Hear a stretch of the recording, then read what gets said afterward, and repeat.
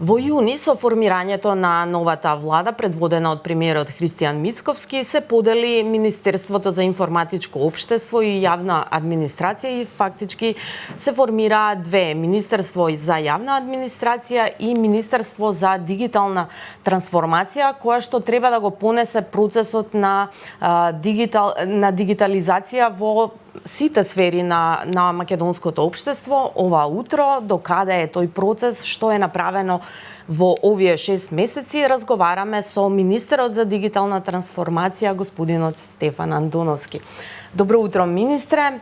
Што се промени во последниве 6 месеци од новото министерство? Што е направено во однос на граѓаните? Дали има некои нови услуги? Благодарам на поканата, добро утро, поздрав до вашите гледачи. Направивме неколку сериозни исчекори последниве 6 месеци, затоа што почнавте со прашањето од услугите. Преку 100 нови услуги се достапни на порталот, кои што претходно не беа достапни за граѓаните. Тука особено би сакал да истакнам целиот на Министерството за култура, целата програма за поддршка на независната сцена, на културните институции, установи и здруженија, така што сите годишни конкурси на Министерството за култура, бројни услуги на Агенцијата за храна и ветеринарство, услуги на Регулаторната комисија за енергетика. Во фаза на тестирање веќе објавени се услугите на Фондот за пензиско инвалидско осигурување околу потврдите за пензија, за старосна пензија и инвалидска пензија, дел од оние лиценци потврди кои што им се потребни. Во последна фаза тестираме услуги на Министерството за внатрешни работи, на Министерството за правда, така што една голема бројка на нови услуги. Ова се, јас ги кажувам, пионерите, затоа што се први кои веднаш од првиот ден со формирањето на Министерството пристапија и веднаш започнавме со реализација на заеднички на овие услуги, и затоа утре работевме до сега и на редизајн на порталот. Ќе имаме целосно нов портал за услуги и утре промоцијата на порталот ќе започне токму со панел дискусија на овие министерства и институции кои што беа првите кои што, да речеме, влегоа во процесот на дигитализација во овој нов бранд. Кога сме кај порталите, зошто Министерството за дигитална трансформација нема свој сајт, туку го дели се уште со Министерството за јавна администрација? Ова е критика која што ја добиваме уште од почетокот, но решивме да системски пристапиме на прашањето и затоа имаме јавна набавка која што е при крај, која што се однесува на подготовка на веб сајтови за сите министерства од една контролна точка, кој што една точка ќе се штити од напади и од инциденти, но и ќе има еден интуитивен, лесен начин на употреба, ист за сите министерства, и ќе бидат страниците буквално исти една со друга, за граѓаните да знаат точно каде да ги најдат податоците кои што им се потребни. Ова зема повеќе време затоа што требаше да се направи ребаланс на буџет, да се подготви таа набавка да биде како што треба, и мислам дека сме во финална фаза. Се очекувам во наредните 2 до 3 месеци веќе првите сајтови на нови, особено на новите министерства кои што досега немаат веб страници, да тие бидат изработени. Тука Министерство за јавна администрација, за енергетика, за спорт, кои што се, да речеме, едни нови субјекти кои што досега немале веб страница, тие ќе ни бидат приоритет. Досега имаше проблеми со комуникацијата меѓу министерствата, мрежувањето, таа размена на податоци, речиси и да нема сектор во државата, почнувајќи од бизнис секторот, од образованието, од младите исто така бараат, правосудството има потреба, истражните органи, органите на прогонот исто така имаат потреба меѓу себе да комуницираат и да разменуваат информации. Кој дел е најтежок за да се дигитализира? Кога ќе ги прашате, особено приватниот сектор со кој што соработуваме, ќе речат најголемиот проблем е волјата. Затоа што ние една од првите држави бевме во регионот која што има платформата за интероперабилност од 2013 година. До ден денес, за жал, околу 50 институции само се приклучени од 1100, знаејќи дека имаме 100 институции во државата. само 50 се приклучени, но уште пострашно е што само 30 од нив активно споделуваат информации преку оваа платформа. Така што техничките можности се тука. Ние работевме на надградба на платформата за да направиме полесна, поедноставна за употреба и за закачување на нови институции. Тој пристап ќе биде поевтин во наредниот период и очекувам имаме на една листа на чекање отприлика околу 10 нови институции кои што сакаат да споделуваат, да се активни и ќе работиме со нив да брзо ги вклучиме во наредните се очекувам максимум до месец дена. И на тоа да додадеме и нови институции, особено и од приватниот сектор, затоа што тие се оние кои што најмногу сакаат да употребат платформата. Има неколку банки, телеком оператори кои што веќе се приклучени, се најактивните корисници, но ова ќе биде многу значајно прашање, затоа што до сега или се поставале врски институција со институција, па кога функционира, кога не функционира, или пак воопшто не се комуницирало. Се некако како да се вративме во процесот на дигитализација назад, наместо да одиме напред. Министре, дали јавната администрација може е способна да го издржи овој процес на дигитализација? Значи, да зборувам тука, да напоменам за дигитална писменост. Дали се административците во сите овие институции државни, дали се подготвени, дали знаат да го користат, да внесуваат, пошто бидејќи тие нели треба да ги внесуваат тие податоци, да прават бази, значи дали се доволно обучени и подготвени нашите административци? Ова е техничка револуција која што ја живееме во моментот и нема да имаме избор. Ни како граѓани, уште помалку како јавна администрација. Ова е промената која што беше од машини за куцање кон компјутери. Ова е иста таква промена која што ни се случува. И тие што сакаат да останат да работат во администрација ќе мора да ги стекнат или да ги подобрат своите вештини. Можам да кажам дека ако го направите софтверот, системот лесен за користење, тогаш брзо јавната администрација може да се прилагоди, секако со соодветни обуки. Ние искористивме една обука која што ја подготви на пример академијата, војната академија за сајбер безбедност или сајбер хигиена, која што спроведуваме во нашето министерство. И тогаш свативме дека на администрацијата им се потребни обуки и тие сакаат да ги користат. Гледав дека интересот на вработените беше голем, наоѓаа забелешки на програмата, тешка е за користење, лесна е за користење, но настана дебата дека ете нешто се случува, знаете. Така што мислам дека ако им понудиме ресурси на јавната администрација и работиме со нив, дисциплинирано, посветено, ќе има ефект и резултат, но и системите мора да бидат лесни за користење. Не сме да ни се случи да стар систем од пред 10-15 години биде полесен за употреба од нешто ново кое што произведуваме и затоа и зема повеќе време планирањето на тие системи, еве со веб страниците, затоа што сакаме да биде тоа лесно, интуитивно за употреба, чисто, многу јасно, многу достапно и мислам дека ќе ни успее, затоа што секој од нас користи социјални медиуми, и Facebook, и Viber, и другите комуникацијски алатки. Не гледам дека некој има обука за Viber. Така толку е лесен, интуитивен, што сите лесно за еден ден веќе ќе научите како да го користите. Целта е и алатките кои што се користат во јавната администрација бидат такви, лесни и достапни. Министре, дали имаме доволно кадар кој што ќе ги технички ќе ги подготви овие и апликации и веб портали, информатичари кои што понатака ќе треба и исто да ги одржуваат тие системи кои што ќе се направат. Дали доволно произведуваме кадар и како би го стимулирале тој кадар, бидејќи во приватната сфера информатичарите се многу добро платени? Точно ова е прашање со кое што се соочуваат сите држави. Ние имаме, тоа е добрата вест, што имаме кадар, произведуваме многу квалитетни информатичари и од поглед на телекомуникации, на хардвер, но и поглед на апликации, на софтвер. Од сите универзитети од Македонија имав средби со и државните и приватните, навистина нивото на квалитет е одлично. Проблемот е нормално како да ги задржиме во јавната администрација. Едниот начин кој што до сега е пракса е исклучива соработка само со приватниот сектор и таа до сега дава определен резултат. Проблем е како го динамизирате процесот, како подготвувате технички спецификации, како ги водите јавните набавки, затоа што стручноста треба од тој аспект во јавната администрација, кој е продукт менаџер, кој е проектен менаџер, да ги следи процесите, да следи дали вистински приватниот сектор испорачал резултати. Една компанија испорачала резултати кои што се бараат.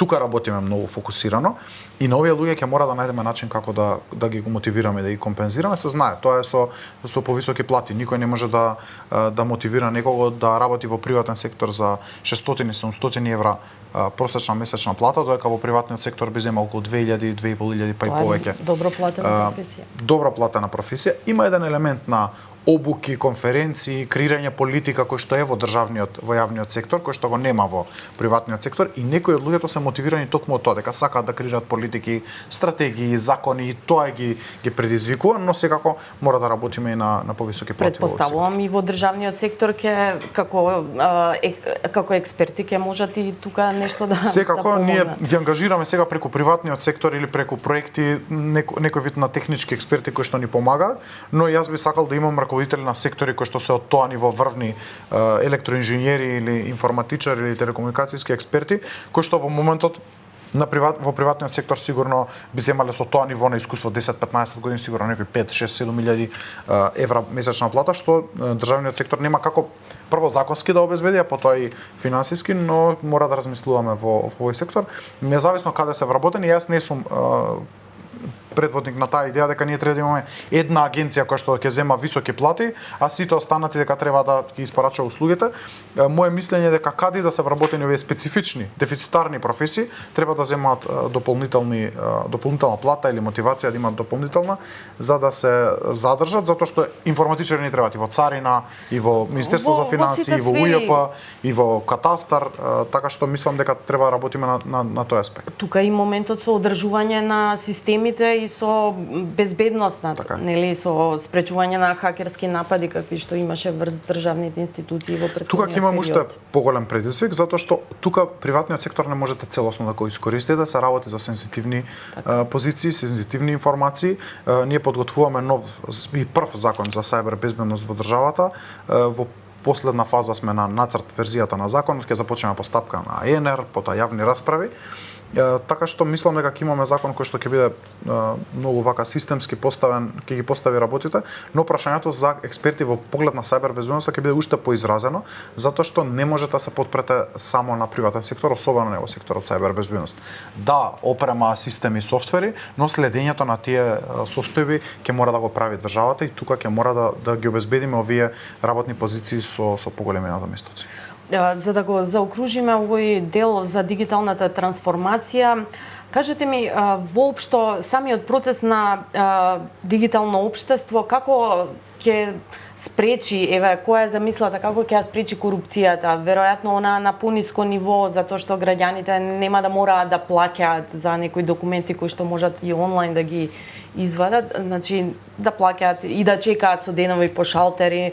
Меѓутоа, борбата со корупцијата... Два начини. Еден превентивниот, еден репресивниот. Превентивниот, токму ова што го кажувате, да ги отвориме институциите толку на електронски начин, но и преку центрите за услуги кои што ги отвараме во градовите, да лесно и брзо стигнувате до услуги и да не зависите од еден шалтер во градот или една канцеларија во градот. Ако има гужва во матично, можете во центарот за услуги. Ако има гужва во центарот за услуги, можете во катастар секаде да извадите услугата која што ви е потребна. Тоа е првиот елемент, да услугите станат многу лесно достапни и трансмисијата или преносот на тие документи да го правиме полесно. Институциите сами да ги прибираат доказите, ако да симнете документ од порталот, да можете да го испечатите, да ви биде корисен и да ви биде корисен. И вториот дел е репресивниот дел, а тоа е комуникацијата на институциите за репресија. Полицијата, финансовата полиција, разузнавањето, јавните набавки, обвинителството, тие досега за жал не комуницираат електронски толку добро. За жал е ситуацијата таква. Се надевам дека во наредниот период ќе успееме да ги мотивираме да бидат поактивни во споделувањето на информации, затоа што на еден даночен инспектор од УЈП ќе му биде многу полесно да ги прибере сите информации ако тоа е електронски поврзан со катастар, јавни набавки, банки и ги прибере информациите веднаш, централен регистар и веднаш ги прибере информациите, отколку пешки, како што викаат граѓаните, да оди до секоја институција барање да поднесе, па да чека, да добие на писмено, па тоа да го скенира, значи навистина зема премногу време и тешко се оперираат, иако можам да кажам дека институциите ги чуваат податоците електронски. Но тие ќе ги испечатат, па ќе стават печат, па ќе потпишат, па ќе испратат, па пошта можеби ќе заглави затоа што е ситуацијата лоша, така што тоа е пристапот. Има ли расположение кај овие институции конечно да се вмрежат и да соработуваат? Има. Тоа сум многу задоволен затоа што крупните играчи во овој сектор, овие големи институции како што е МВР, Управата за јавни приходи, Министерството за финансии се многу расположени за ова прашање, постојано го зборуваме со колегите. Со МВР го имаме аплицирањето за оружје кое што беше извор на сериозна корупција во рамки на МВР и покажавме со пример дека можеме да ги решаваме овие прашања. Многу ќе биде значено да сите овие институции фактурата во УЈП, Министерство за финансии со нивниот систем кој што го развиваат, да се движиме во иста насока. Ако сите се движиме во иста насока, особено овие големи кои што им значат на граѓаните играчи, мислам дека ќе успееме.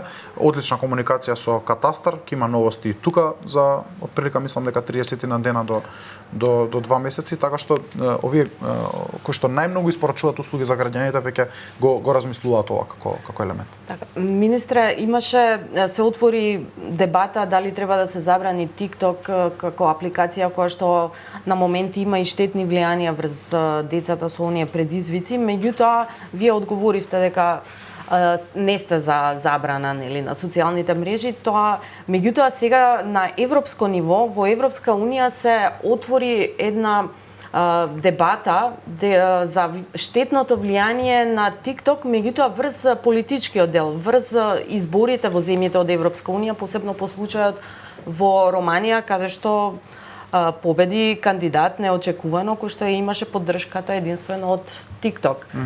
Значи, дали ги следите овие настани на европско ниво што се случуваат со TikTok и еве кој е сега кога ги следиме, би било опасно да влеземе во забрана на апликации.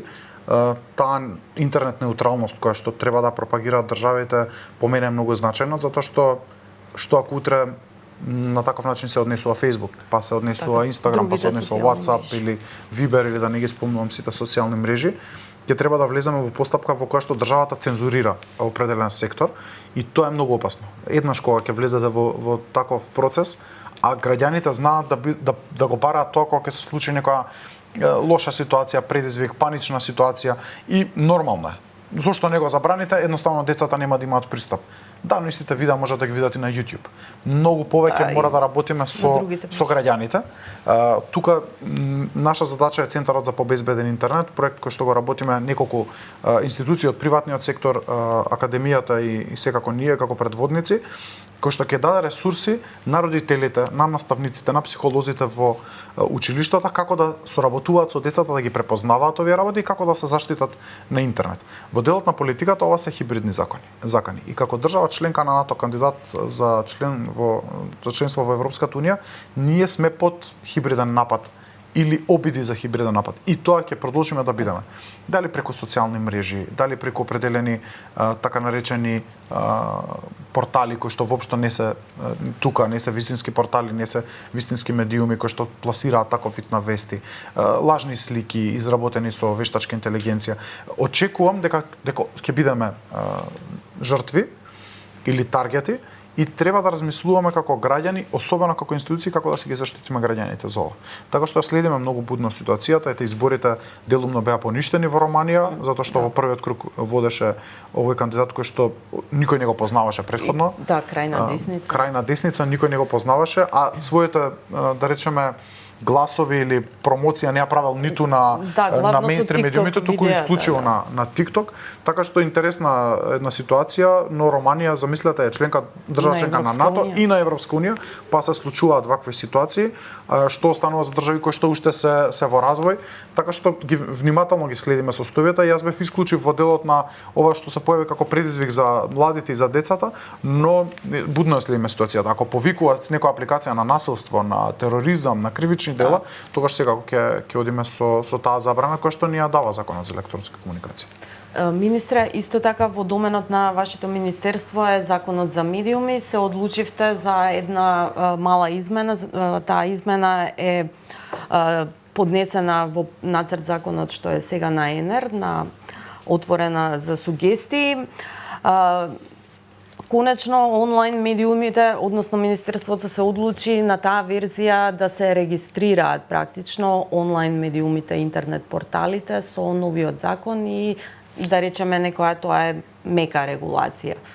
Па се одлучивме на ваков чекор, јас ја нарекувам интервенција во законот, затоа што не е целосна реформа на законот.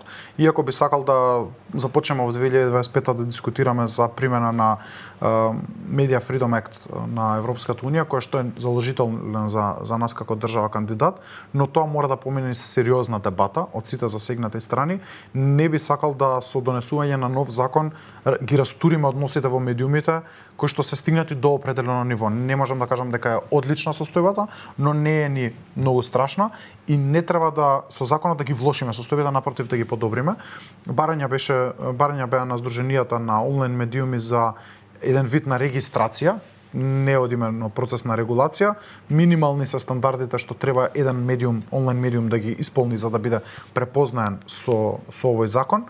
Во последни дискусии сме со институциите кои што треба да прават регистрацијата, Агенцијата за аудиовизуелни медиумски услуги и Централниот регистар.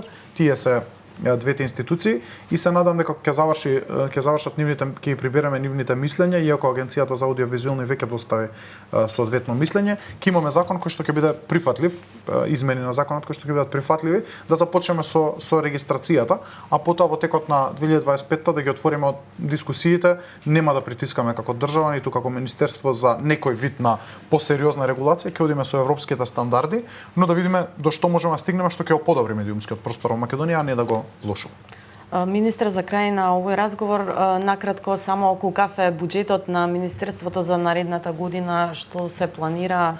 Зголемен е буџетот. Јас за проектниот буџет обично зборувам околу 220-230% е зголемен буџетот за проекти за следната година, така што задоволен сум од тоа како фокус става владата на ова прашање. Секако тука најголемиот дел од средствата одат на јавните предпријатија, МРТВ, Агенцијата за аудиовизуелни медиумски услуги, Македонска радиодифузија, но останете од проектниот дел ќе изнесува неколку десетици милиони евра.